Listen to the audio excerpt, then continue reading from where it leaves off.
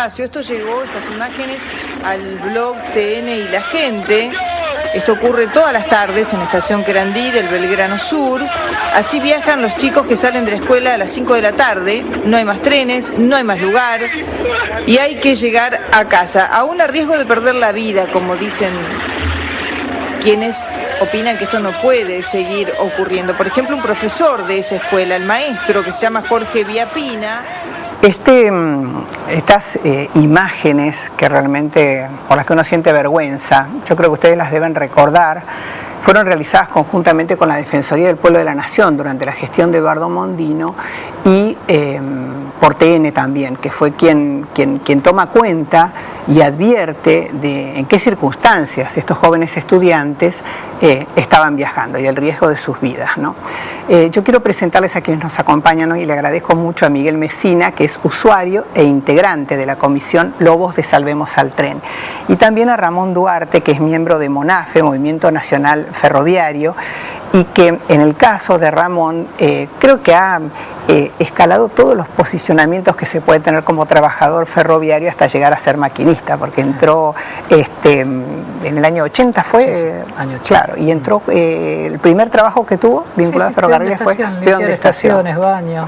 O sea que conoce toda. Público. Exactamente. Y yo le comentaba que, bueno, yo también tengo el orgullo de que mi abuelo se retiró de ferrocarriles en otra época, pero como inspector del ferrocarril Roca. Así que quienes tenemos memoria de lo que eran los ferrocarriles hoy, sinceramente estamos lamentando mucho, primero los hechos de pérdida de vidas, pero que son consecuencia de una política que hace prever que esto pase, ¿no?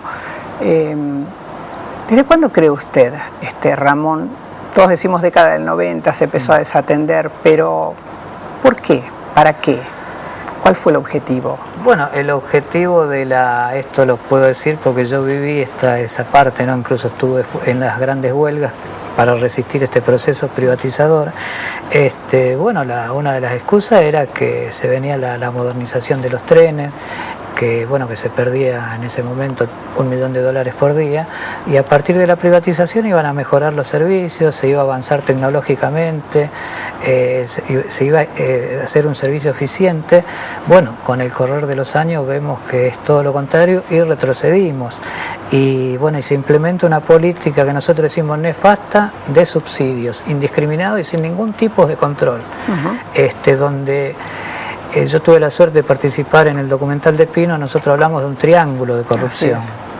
Uno de los hombres que más ha trabajado sobre el tema, seguro, y tuve el orgullo, ¿no?, de que me invitara. Un triángulo de corrupción que tiene 3 patas, o sea, la Secretaría de Transporte, los sindicatos ferroviarios, aunque yo fui dirigente sindical, y las empresas concesionarias. Pero una cosa es ser dirigente sindical, otra cosa es ser ladrón. No, obviamente. Las cosas son así. Por eso hablamos de corrupción. Claro. Y nosotros vamos más lejos, decimos la corrupción mata. Quedó demostrado en estos hechos, pero no tenemos que olvidar, yo trabajo en la línea Mitre, soy maquinista de trenes eléctricos o conductor de trenes eléctricos. En estos últimos 5 años ha habido 10 choques, por lo menos, ¿no? Cuando se buscan las explicaciones, en general, uno obviamente va al juez interviniente, que a veces no ha tenido tiempo aún de escuchar al perito de partes, digamos. Una de las razones que se aducen es que a veces las señalizaciones no funcionan. Otra, como en el último caso, en el que hubo que lamentar 4 muertos y centenas de heridos, era que los frenos estaban trabados. Si usted tuviera que marcar una línea acerca de ¿cuál es la razón por la que se van produciendo tantos hechos? Claro, el deterioro en el material rodante, que es lo que decimos los ferroviarios. Esto implica que hay máquinas que no están en condiciones porque el poder de freno no es el adecuado. Los sistemas de señales, en el caso de línea Mitre Sarmiento, no funcionan. O sea, el alma de la seguridad de los trenes es el sistema de señalamiento. En el caso de San Martín hay un sistema SEAL, sistema electroluminoso automático, que ellos dicen que lo repararon, que es nuevo, ¿no? Pero en realidad es reparado a nuevo, sigue la misma tecnología de antes. Puede fallar, puede haber error humano, pero acá hay un deterioro que es consecuencia de todo lo que venimos hablando. O sea, acá no hubo el secretario de Transporte, por ejemplo, el señor Guillermo Antonio Luna, que es de la fraternidad, aparte es dirigente de fraternidad, es el segundo de Schiavi, secretario de Transporte después de Jaime. Claro, Schiavi vino después de Jaime. Este señor Luna, claro, este señor Luna viene de la gestión de Jaime, ¿no es cierto? Ahora, él no se enteró de que el sistema está cada vez peor, que no los sistemas de seguridad no funcionan, que las locomotoras no están en condiciones. Los sindicatos no hicieron ninguna medida por este tema. Mire, yo me permití, recién estuvo Diego Cabota acá y mencionábamos algunos datos, ¿no? Y me gustaría, obviamente, porque si no lo vamos a tener a Miguel también callado como usuario. En realidad los subsidios, en todos lados, por lo menos donde yo he averiguado, aquí afuera, están planteados para sostener ese boleto que puede para que no se transforme en un boleto caro. Pero este festival que hemos inaugurado estos años hace que, en realidad, es cierto, el boleto se paga barato, pero se paga a veces con vida. Es decir, ¿cuál es la información que, como usuario, manejan ustedes prioritariamente? Acá tenemos, diría yo, un panorama casi técnico. En el caso de los usuarios, usted, por ejemplo, es usuario preferentemente de cuál de las líneas. De la línea Sarmiento y el menor medida de La Roca. La información que tiene el usuario es mínima. O sea, si no parte del usuario propio de tratar de interiorizarse en lo que está pasando con los ferrocarriles, la información es mínima. Sí. O sea, en mi caso, debido a cuando yo empecé a estudiar, venir de Lobos hasta Capital, el único medio para ir y volver era el ferrocarril. Con el paso del tiempo me fui haciendo amigo de los ferroviarios, de Lobos y también más que nada del ramal Merlo-Lobos, que es el que más utilizamos, es el más largo. ¿Cuánto tiempo pone? Vamos a imaginar una situación similar. Hoy un estudiante viene de Lobos a Buenos Aires y a estudiar, a trabajar, a lo que fuere. ¿Cuánto tiempo pone? En total en el día el viaje le lleva 6 horas, 3 para venir y 3 para volver. ¿Cuánto sería lo lógico que pusiera en buenas condiciones, funcionando todo bien? Por lo que yo recuerdo y por lo que me cuentan los compañeros como Ramón, pero en este caso del Sarmiento, en la mejor época del Sarmiento, en 40 minutos hasta Merlo por el ramal eléctrico, y en 1 hora 20, 1 hora y media, en el ramal 10, el que va de Merlo hacia Lobos.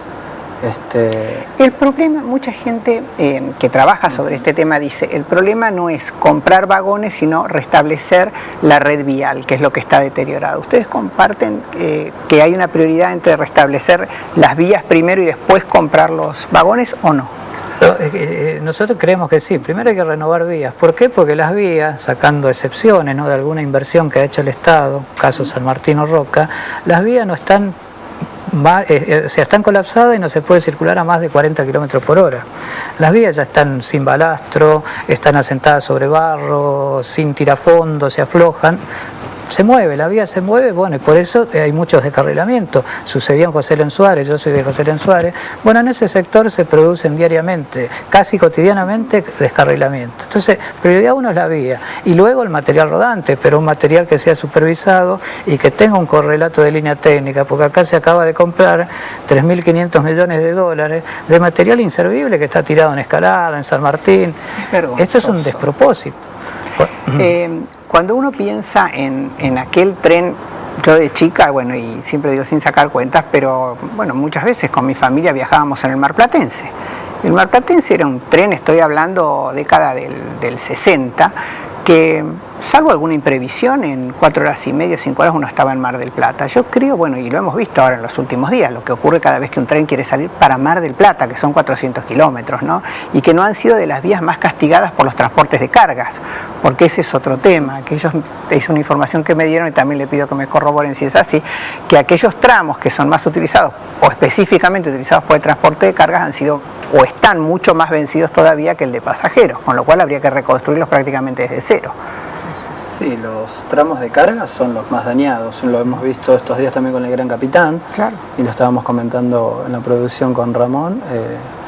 Hay muchas veces donde se descarrilan los trenes de carga, hacen a un lado los vagones, vuelven a colocar la misma vía con el mismo durmiente, ya completamente roto, para que vuelva a pasar otro tren de carga. Una última pregunta, ¿se podría con lo que se invierte mejorar el servicio ferroviario argentino?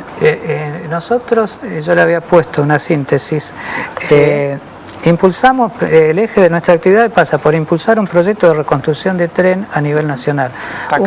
Sí, es el libro de Jorge Contestí, sí, en el cual se inspiró, bueno, varios diputados, entre ellos Solanas, para presentar un proyecto que está en el Congreso, donde detalla técnicamente, económicamente, cómo se podría hacer con 3.500 millones de dólares, lo que en ese momento costaba hacer el tren bala.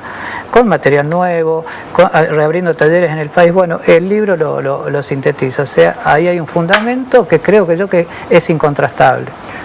Les tengo que agradecer mucho que hayan estado aquí, que nos hayan permitido en el tiempo que tenemos tener una mirada sobre este tema y sobre el que vamos a seguir trabajando, ¿no? Porque creo que todos coincidimos que es uno de los pilares fundamentales de la reconstrucción de un país que necesita imperiosamente del funcionamiento del ferrocarril.